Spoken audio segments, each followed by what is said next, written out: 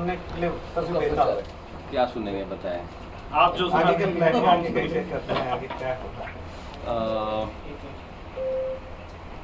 कहानी तो उससे बहुत हफ्मा तो 2 साल हो गया, लेकिन उसके पहले से शुरू है। कहानी लिखी जा रही थी, लोगों को समझाया जा रहा था, स्क्रिप्ट ले लेके घूम रहा था मैं, लेकिन कुछ लोग स्क्रिप्ट मेरा समझ नहीं रहे थे, उनकी समझ में नहीं बैठ रहा था। लेकिन मैं डटा रहा, मुझे पता था कि मेरे दिमाग में क्या चल रहा है और मैं क्या करने जा रहा हूँ।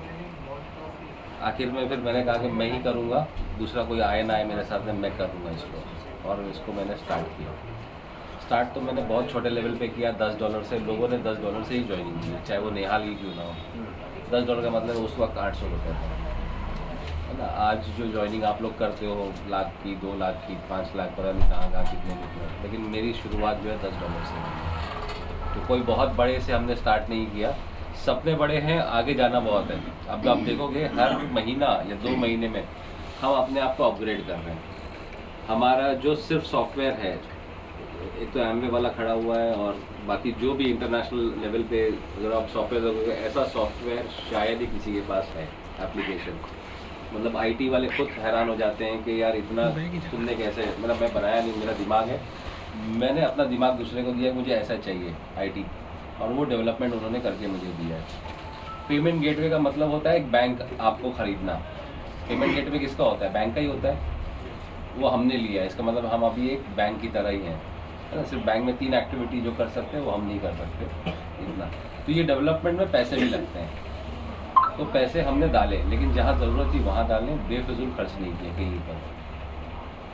जहाँ ज़रूरत लगती है कि हमको डेवलपमेंट के लिए चाहिए, बिज़नेस बड़ा करने के लिए चाहिए, हम ज़रूर डालते हैं इसको। हमने दुबई में जाके इसकी रजिस्ट्रेशन की, इसको रजिस्टर्ड किया। वहाँ पे भी हमने ऑफिस नहीं खरीदा, हमने लिया है जिसको कहते हैं ना डेस्क स्पेस।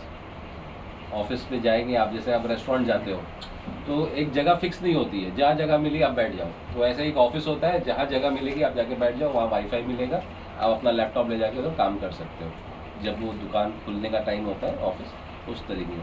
तो हमको दिखावा नहीं करना है कहीं पे भी, है ना। ऑफिस डालेंगे, बहुत लोग होते हैं दुबई में ऑफिस डाला, ये खर्चा है। हमारी ऑफिस का खर्चा है 350 दिरहम, यानी 8,000 भी नहीं, 8,000 में 40 रुपये का साल का खर्चा है मेरा। जब यहाँ पे लाखों रुपए डाल देते लोग दिखाने के लिए ऑफिस वगैरह। मनी मार्केट बहुत अच्छा मार्केट है, लोग इसको सही तरीके से देखते नहीं है। अगर आप बैंक देख लो क्या करता है, आप ही का पैसा लेता है, आप ही को लोन देता है ज़्यादा टके पे और कम मुनाफा बीच का रख लेता है।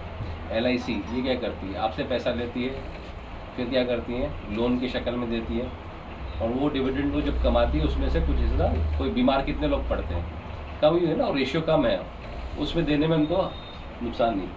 तो ये मनी मार्केट जो है ना बहुत बड़ा मार्केट है। जिसको ये चीज़ समझ में आ गई और इसको पैसे को समझने की ताकत आ गई और उसको बढ़ाने की ताकत आ गई, तो उसके लिए कोई पीछे जाने का रास्ता नहीं है। क्रिप्टो मार्केट हमने इसलिए चुना क्योंकि ये बहुत नया है। लोगों में अभी भी एम्बिग्युइटी, मतलब शक होता है कि ये है, होगा कि नहीं होगा, हवा है, दिखता नहीं है, मालिक नहीं है, है ना। ये सब चीज़ें हैं इसके अंदर, दिखता नहीं है, मालिक नहीं, क्या होगा।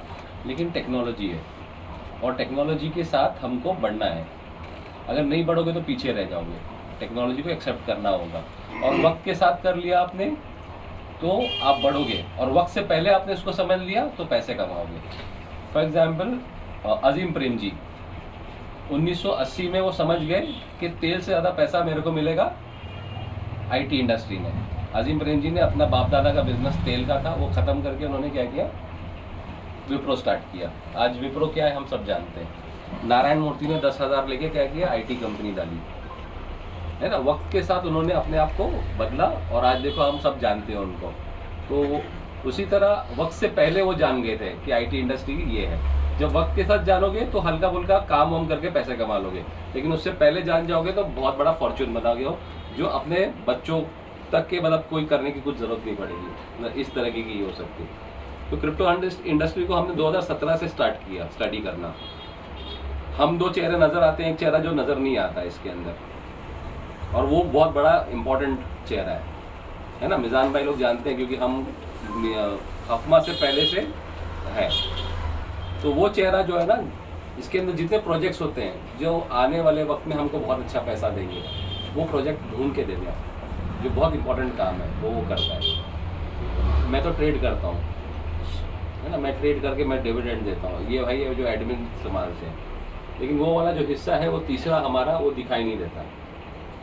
काफ़ी कुछ लोग शायद जानते हैं, मिज़ान भाई एक है, और बाकी नेहाल अभी हाल ही में मिला था 1-2 दिन पहले, और धानु हम लोग गए थे, इत्तेफाक ऐसा हुआ था वो आया था यहाँ पे एक दिन के लिए, तो मेरा नेक्स्ट डे संडे के दिन धानु प्रोग्राम था, मैं लेके चला गया, तो वहाँ के कुछ लोग मिले वहाँ पे। तो ये प्रोजेक्ट को हमने इसलिए, क्रिप्टो इंडस्ट्री को एक चीज़ समझना है कि अब इसमें एक सवाल आ सकता है कि पैसे कितने लोगे आप, कितना इन्वेस्टमेंट आने के बाद ये बंद कर सकते हो, है ना, एक सवाल है। क्रिप्टो इंडस्ट्री 2021 में जब ये उछाल की तरफ था, बड़ा था, तो ये तकरीबन 3 ट्रिलियन टच किया था, मतलब 1 ट्रिलियन के बाद में 13 जीरो लगते हैं, तो ऐसा 3 ट्रिलियन टच किया था।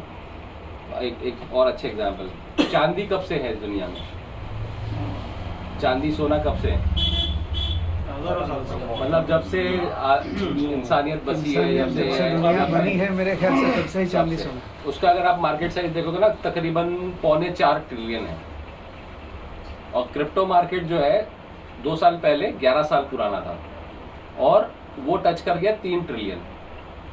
आप सोचो, एक चांदी है और सोना है, ये तकरीबन 5000 साल 6000 साल, हमको भी नहीं पता, उससे ज़्यादा ही हो इतना।